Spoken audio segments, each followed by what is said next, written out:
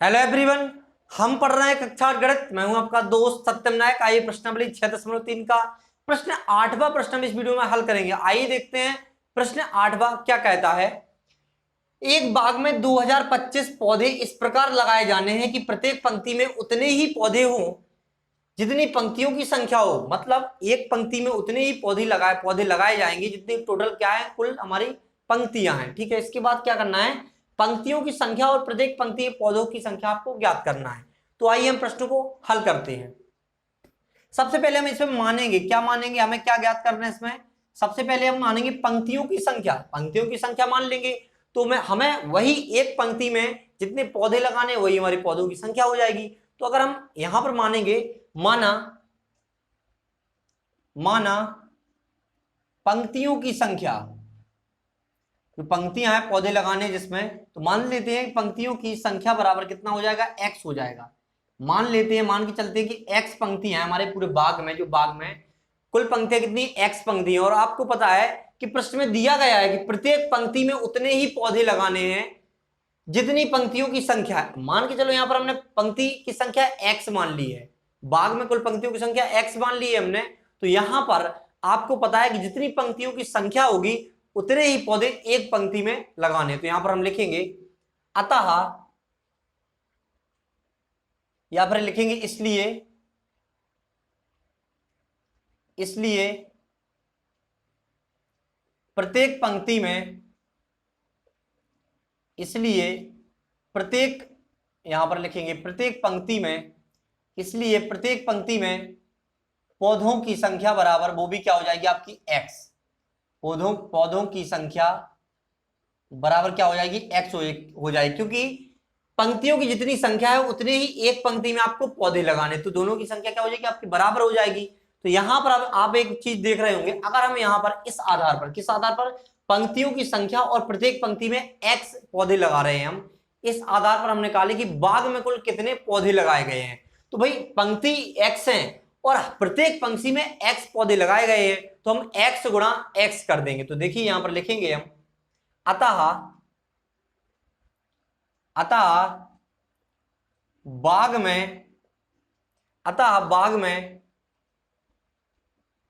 में कुल पौधों की संख्या बराबर, अतः बाग में कुल पौधों की संख्या बराबर, बाग में कुल पौधों की संख्या बराबर कितना हो जाएगा, देखो x पंक्तियां हैं और एक पंक्ति में x पौधे लगाए गए हैं, तो x गुणा x कर देंगे तो कुल पौधों की संख्या निकल के आएगी x²। अब चलते हैं प्रश्न के अनुसार। ये तो हमने जो माना था, एज्यूम किया था हमने, उसके आधार पर हमने निकाल लिया ये सब डेटा।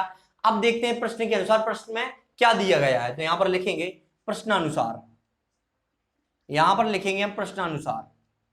आप देख रहे होंगे इसमें एक डेटा दिया है 2025 दिया है ना। तो एक बाग में 2025 पौधे इस प्रकार लगाए जाने हैं, मतलब कितने लगाए जाने, टोटल 2025। तो यहां पर हमें इनडायरेक्टली या डायरेक्टली रूप से क्या दिया, प्रत्यक्ष रूप से में क्या दिया हुआ है, ये दिया हुआ है कुल बाग में कितने पौधे हैं। तो यहां पर लिखेंगे बाग में कुल पौधों की संख्या, बाग में कुल पौधों की संख्या। यहां पर आप देखिए हमने लिखा है प्रश्न के अनुसार, जो प्रश्न में दिया है, यहां पर हमने जो माना था प्रश्न के अनुसार, उसके अनुसार हमने जो कुल पौधों की संख्या निकाली बाग में, वो आ रहा हमारा x²। और यहां पर जो प्रश्न में दिया है वो आपका दिया है 2025 पौधे। आपको कितने दिए, बाग में कुल पौधों की संख्या कितना दिए, 2025। तो हम यहां पर एक बात लिख सकते हैं, यहां पर अतः, अब आपको क्या करना है, जो आपकी जो कुल आपने क्या निकाली, बाग में कुल पौधों की संख्या मानने के अनुसार आपका क्या निकला, x²। तो हम क्या करेंगे कि हमें प्रश्न में दिया है कुल पौधों की संख्या 2025, तो यहां पर हमने निकला x²। अगर हम इन दोनों को बराबर कर दें तो हमें यहां से x का मान निकल आएगा। तो यहां पर लिखेंगे हम x², ये हमारे अनुसार निकला है तो बाग में कुल पौधों की संख्या ही, तो यहां पर x, इसकी जगह पर हम x² रख देंगे, किसके बराबर, 2025 के बराबर है। तो यहां पर लिखेंगे 2025। ठीक है, अब देखिए यहां पर अगर स्क्वायर या वर्ग हटाते हैं इसका, तो अंडर रूट 2025 हो जाए, क्या हो जाएगा, रूट 2025। मतलब 2025 का क्या, रूट के अंदर आ जाए, मतलब 2025 का वर्गमूल हो रहा है। ठीक है, रूट के अंदर अगर कोई भी संख्या लिखी हुई है तो उसका मतलब ये होगा कि इसका वर्गमूल लिया जा रहा है। ठीक है, तो हम क्या करेंगे, वर्गमूल लेने के लिए हम गुणनखंड करेंगे इसके 2025 के। तो यहां पर आप देखिए 3 से काटो इसको, 3 18 और यहां पर बचेगा 2, 3 7 21, 3 5 15। फिर 3 से काटो, 3 दूनी 6, 3 दूनी 6, 3 5 15।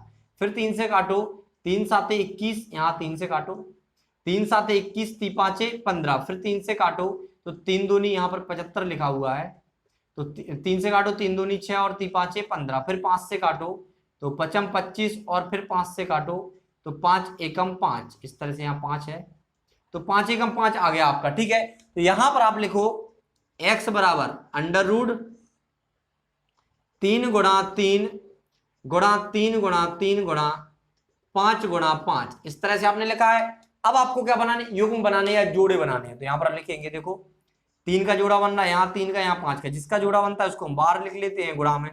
तो यहां पर हम x लिखेंगे, यहां आपको x का मान पता चल जाएगा। ठीक है, तो यहां पर यहाँ 3 लिखेंगे, यहाँ पर 3 लिखेंगे, यहाँ पर 5। तो आपको x का जो मान निकल के आया आपका 3 3 का 9, 9 पना 45।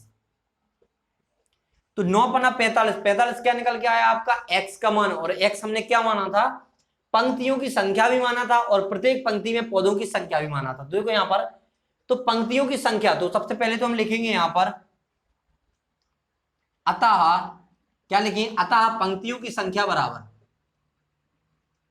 अतः पंक्तियों की संख्या बराबर, क्या माना था हमने, x माना था, x का मान कितना निकला 45। तो यहां पर 45 पंक्तियां आपकी निकल के आई हैं, कितनी, 45 पंक्तियां, 45 पंक्तियां आपकी 45 पंक्तियों की संख्या निकल के आई है। ठीक है, इसके बाद आपको निकालना है प्रत्येक पंक्ति में पौधों की संख्या। तो यहां पर हम लिखेंगे एवं प्रत्येक पंक्ति में पौधों की संख्या, एवं प्रत्येक पंक्ति में पौधों की संख्या बराबर,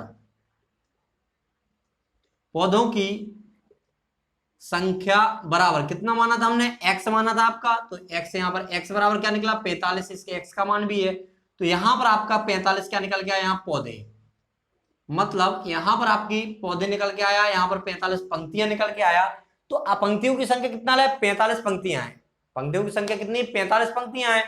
उसके बाद प्रत्येक पंक्ति में पौधों की संख्या निकालनी थी आपको, 45 पौधे लग रहे हैं। तो इस तरह से आप इस प्रश्न को हल कर सकते थे। तो आशा करते हैं कि आपको प्रश्न का हल समझ में आया होगा। इसी के साथ हम आपसे विदा लेते हैं, मिलते हैं अगली वीडियो में अगले प्रश्न के साथ। Thanks for watching.